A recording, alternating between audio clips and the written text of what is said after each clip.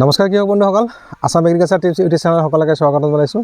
এতিয়া কৃষক বন্ধুসকল, আপোনালোকে দেখিছে এইটো যোনটো বেড, এই বেডটোত মই যোৱাকালি বেঙেনা পুলি ৰোপণ কৰিছিলোঁ আৰু আজি মই ড্ৰিঞ্চিং কৰিম। আৰু কি ড্ৰিঞ্চিং কৰিম সেইখিনি মই বিতং বা একেবাৰে ডিটেইলছ মই আপোনালোকক অৱগত কৰিম। প্ৰথমতে মই পুলিকেইটা আপোনালোকক দেখুৱাই লৈছোঁ, তাৰপিছত ড্ৰিঞ্চিং আপোনালোকে কেনেকৈ কৰিব সেইখিনি মই দেখুৱাই লৈছোঁ। এইটো এটা বেড, মোৰতো বেঙেনা খেতি আছে, কিন্তু পুলি আছিলে কাৰণে মই ভাবিলোঁ যিহেতু বাৰিষাৰ বতৰত বেঙেনাৰ এটা ভাল ডিমাণ্ড হয় বা দামো থাকে বজাৰত, 50-60 টকা কোনো ভুলেই নাই। যেতিয়া ধাৰাসাৰ পানী পৰি থাকিব, বৰষুণ দি থাকিব, সেইখিনি সময়ত বেঙেনাৰ বহুত ভাল দাম হয়। মই ভাবিলোঁ ইয়াতে যদি এটা বেড মই লগাই থওঁ, হয়তো কিবা পইচা মই হয়তো পাম। সেই ভাবি মই পুলিকেইটা লগালোঁ।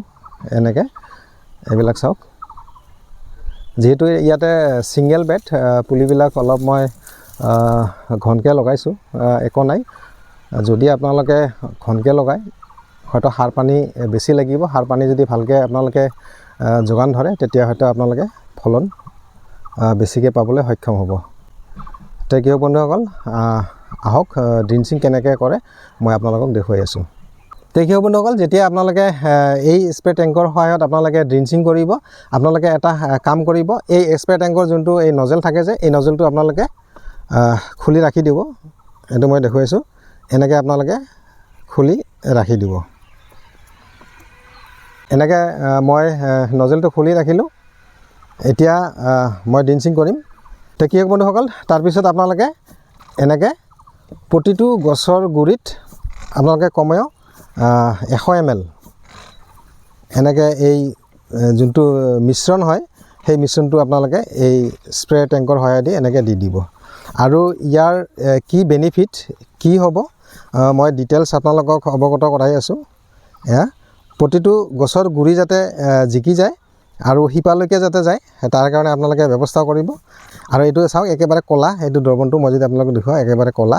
আৰু কি দিছোঁ, বহুত খেতিয়কে কি কৰে, সেইটো দেখুৱাই ভিডিঅ' বনাই, সৰু তেনেকুৱা ভিডিঅ' বনাই যে এনেকৈ আপোনালোকে পুলি ৰোপণ কৰাৰ পিছত ড্ৰিঞ্চিং কৰক। কিন্তু আচলতে সিহঁতে কি বা ভাবে নাজানো, সিহঁতে আচল কথাটো নকয় যে এই ড্ৰিঞ্চিঙত কি ব্যৱহাৰ কৰিলে, কিমান পৰিমাণে কৰিলে, সেইটো সিহঁতে নকয়। সিহঁতে বা কি ভাবি নকয় সেইটো মই নাজানো, কিন্তু আজিৰ ভিডিঅ'ত মই আপোনালোকক পূৰা ডিটেইলছ ক'ম যে আচলতে এই ড্ৰিঞ্চিং কেনেকৈ কৰা হয় আৰু কি দি সেই ড্ৰিঞ্চিং আচলতে কৰিব লাগে, সেইখিনি তথ্য মই আপোনালোকক দি আছোঁ। কৃষক বন্ধুসকল, আপোনালোকে এনেকৈ প্ৰতিটো গছৰ গুৰিত, আকৌ কৈছোঁ, কমেও 100 ml আপোনালোকে দি গুৰিটো কিন্তু জিকাই দিব।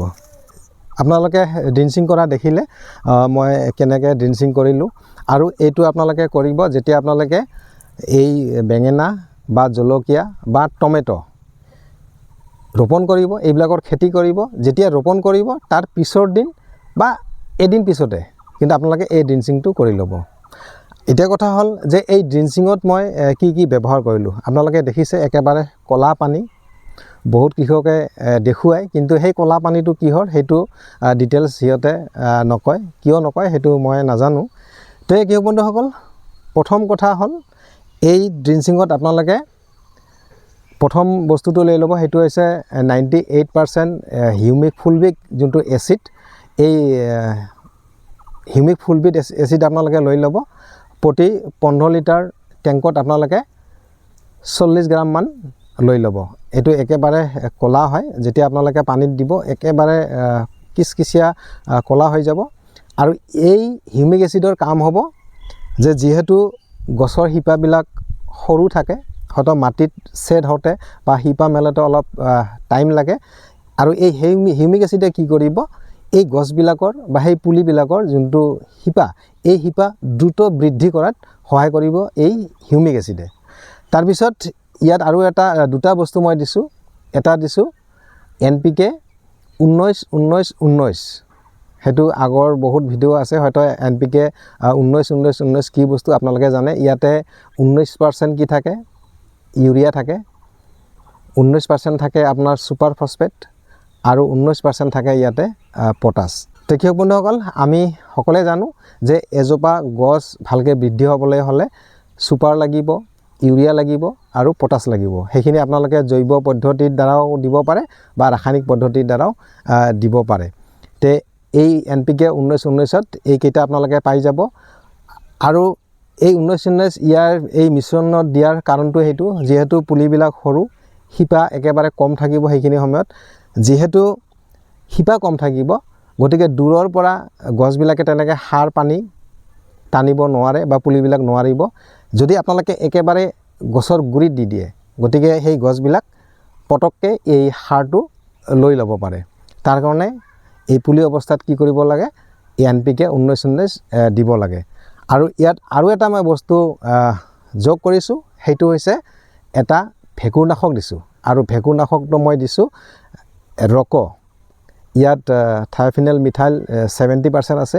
আৰু এই যোনটো ভেঁকুৰনাশক, ইয়াৰ কামটো হ'ব যে এই যেতিয়া গছ জোপা আপুনি লগালে বা পুলিজোপা লগালে, এই পুলিবিলাক যাতে গুৰি পচি নাযায়, শিপা যাতে ঠিকে থাকে বা কোনো ভেঁকুৰে যাতে আক্ৰমণ নকৰে, তাৰ প্ৰতিৰোধ কৰাৰ কাৰণে এই যোনটো ৰক', সেই ৰক' ইয়াতে মিক্স কৰা হৈছে। গতিকে এই মই যি ড্ৰিঞ্চিং কৰি আপোনালোকক দেখুৱালোঁ, যোনটো লিকুইড মই বনাইছোঁ, সেইটো লিকুইডত কি আছে, হিউমিক এচিড আছে।